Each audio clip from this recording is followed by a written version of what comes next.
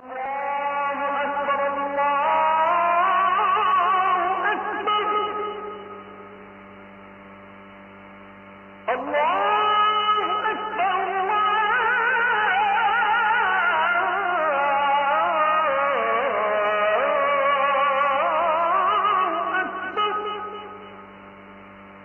Zakir, piece টিভির দর্শকরা আপনার কাছে পৃথিবীর বিভিন্ন প্রান্ত থেকে প্রশ্ন করেছেন। আলহামদুলিল্লাহ, আল্লাহ যেন নির্দেশনা দেন, তাদের উপর রহমত করেন।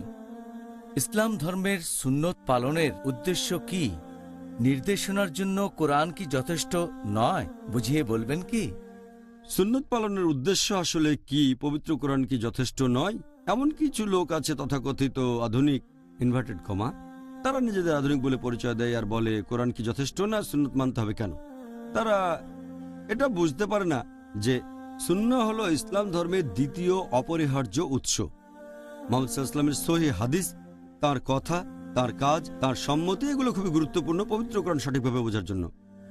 আর সত্যি বলতে সহিহ হাদিস, খাঁটি হাদিস, আমাদের নবীর সুন্নাহ, এগুলো হচ্ছে কোরআনের কমেন্ট্রি।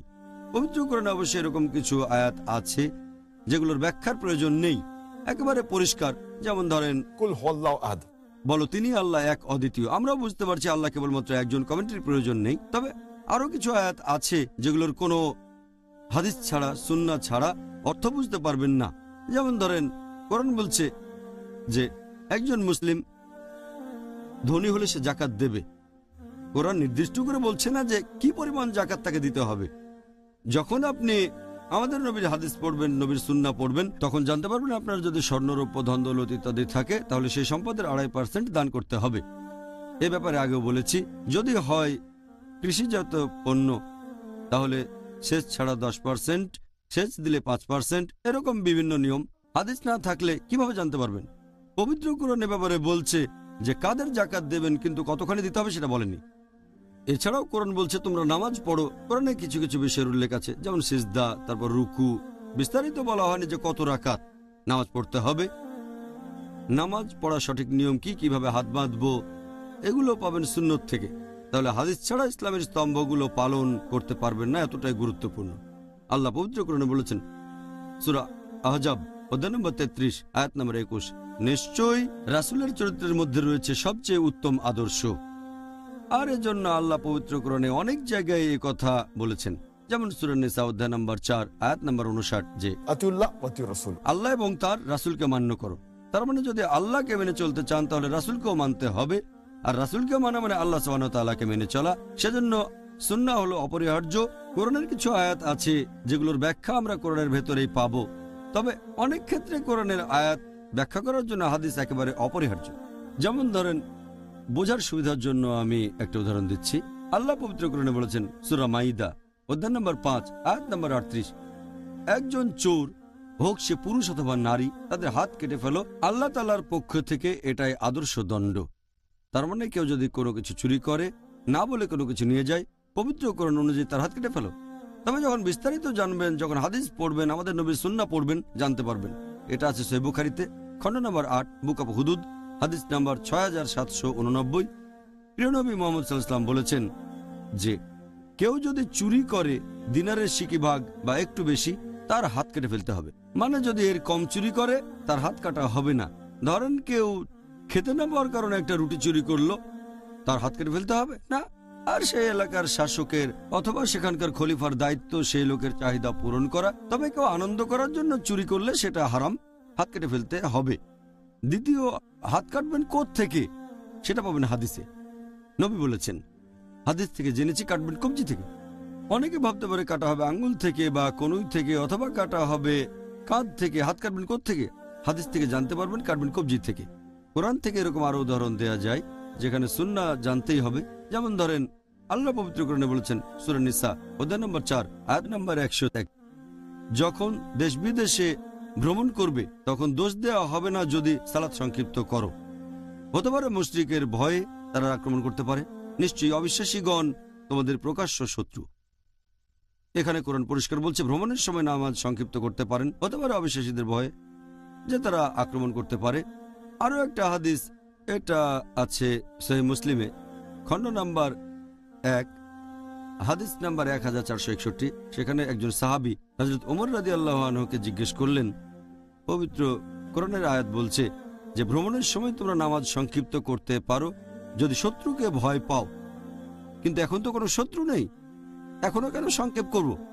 হযরত ওমর রাদিয়াল্লাহু আনহু উত্তরে বললেন, আমি আল্লাহর রাসূলকে একই প্রশ্ন করেছিলাম। তিনি বলেছিলেন, এটা তোমাদের প্রতি বদান্যতা, তাই আল্লাহর বদান্যতা গ্রহণ করো। তার মানে যখনই ভ্রমণ করবেন সেখানে শত্রুর ভয় থাকুক বা না থাকুক, অবিশ্বাসীর ভয় থাকুক বা না থাকুক, সংক্ষিপ্ত করতে পারেন। যদি হাদিস না থাকতো, কোরআনের আয়াত শুধু একটা কারণ বলছে, তবে পুরো ব্যাখ্যাটা পাবেন সহিহ হাদিসে। হাদিস থেকে জানবেন যখনই ভ্রমণ করবেন, তারপর দূরত্ব কত সেটাও হাদিস থেকে জানবেন। দূরত্ব আনুমানিক 80 কিলোমিটারের বেশি, যে কতখানি দূরে গেলে একজন লোককে ভ্রমণকারী ধরা হতে পারে, এখানেও আপনি বিস্তারিত পাবেন হাদিসে। তাহলে হাদিস থেকে জানবেন যে যখনই ভ্রমণ করবেন 80 কিলোমিটারের বেশি, তাহলে আপনি ভ্রমণকারী হবেন, নামাজ সংক্ষিপ্ত করতে পারবেন। আর সংক্ষিপ্ত করা উচিত, কারণ এটা আল্লাহর তরফ থেকে একটা উপহার, আল্লাহ সুবহানাহু ওয়া তাআলার বদান্যতা। এভাবে অনেক উদাহরণ দেয়া যায়। আমি আরেকটার কথা বলছি। আল্লাহ পবিত্র কোরআনে বলেছেন সূরা আনাম অধ্যায় 6 আয়াত 145, আমি শুধু সেই সব খাবার নিষেধ করেছি যেগুলোর কথা কোরআনে উল্লেখ আছে। এরপর আয়াতটা বলছে যে حرمت عليكم الميتة والدم ولحم الخنزير وما أهل لغير الله به যার মানে তোমাদের জন্য হারাম খাদ্য, মৃত জন্তু, রক্ত, তারপর শূকরের মাংস, আর যে পশু জবাইকালে আল্লাহ ব্যতীত অন্য কারো নাম নেওয়া হয়েছে। কোরআনের এই আয়াত থেকে আমরা জানতে পারছি শুধু এই 4টা খাবার নিষিদ্ধ, অন্য সবগুলো খেতে পারবেন। তবে বিস্তারিত জানতে পারবেন হাদিসে। বেশ কিছু হাদিস আমাদের বলছে যে অন্যান্য কিছু খাবারও নিষিদ্ধ। যেমন ধরেন, এটা আছে সহিহ মুসলিমে, খণ্ড নম্বর 3, হাদিস নম্বর 4752। প্রিয় নবী মুহাম্মদ সাল্লাল্লাহু আলাইহি ওয়াসাল্লাম বলেছেন, তোমাদের জন্য নিষিদ্ধ বিভিন্ন শিকারী পাখির মাংস, যেসব পাখির ঠোঁট ধারালো আর নখ ধারালো আছে, এই পাখির মাংস নিষিদ্ধ। এটা কোরআনে বলা নেই, হাদিসে আছে। এরকম অনেক হাদিস আছে সহিহ বুখারী আর সহিহ মুসলিমে যে তোমাদের জন্য নিষিদ্ধ খাবার হচ্ছে সেই সব পশুর মাংস যারা আক্রমণ করে মাংসাশী প্রাণী, মাংস খায়, যেমন বাঘ, চিতাবাঘ, সিংহ ইত্যাদি। এটা আছে সহিহ বুখারীতে, বুক অফ স্ল্যাটারিং, হাদিস নম্বর 5528। আমাদের নবী মুহাম্মদ সাল্লাল্লাহু আলাইহি ওয়াসাল্লাম বলেছেন, তোমাদের জন্য নিষিদ্ধ খাবার হলো গাধার মাংস। এগুলোর কথা কোরআনে উল্লেখ করা হয়নি, আমাদের দেখতে হবে হাদিস। হাদিস থেকে বিস্তারিত জানতে পারবেন। কোরআন এক ধরনের টেলিগ্রাফিক মেসেজ, খুব গুরুত্বপূর্ণ, একেবারে খাঁটি আলহামদুলিল্লাহ। তবে কমেন্ট্রির জন্য আপনাকে পড়তে হবে হাদিস। এই কারণে হাদিস একেবারে অপরিহার্য, এটা অবশ্যই লাগবে। এজন্য আমাদের প্রিয় নবী বলেছেন, এই হাদিসটা আছে মুস্তাদরাক আল হাকিমে, হাদিস নাম্বার 319। নবী বলেছেন, আমি পেছনে রেখে যাচ্ছি কোরআন এবং আমার দৃষ্টান্ত, আমার সুন্নাহ। কেউ যদি কোরআন এবং আমার সুন্নাহ শক্ত করে ধরে, সে চিরদিন সরল পথে থাকবে, ভুল পথে কখনো যাবে না। তাহলে সুন্নাহ হচ্ছে ইসলাম ধর্মের দ্বিতীয় অপরিহার্য উৎস। এটা না থাকলে ইসলাম ধর্মকে পুরোপুরি বুঝতে পারবেন না। তাহলে এই হাদিস না থাকলে আমরা কোরআনের অনেক কিছুই বুঝতে পারতাম না। আপনি খুব সুন্দরভাবে আমাদেরকে বলেছেন ডক্টর জাকির। আল্লাহ সুবহানাহু ওয়া তাআলা সেই সব মানুষকে হেদায়েত করুন যারা এটা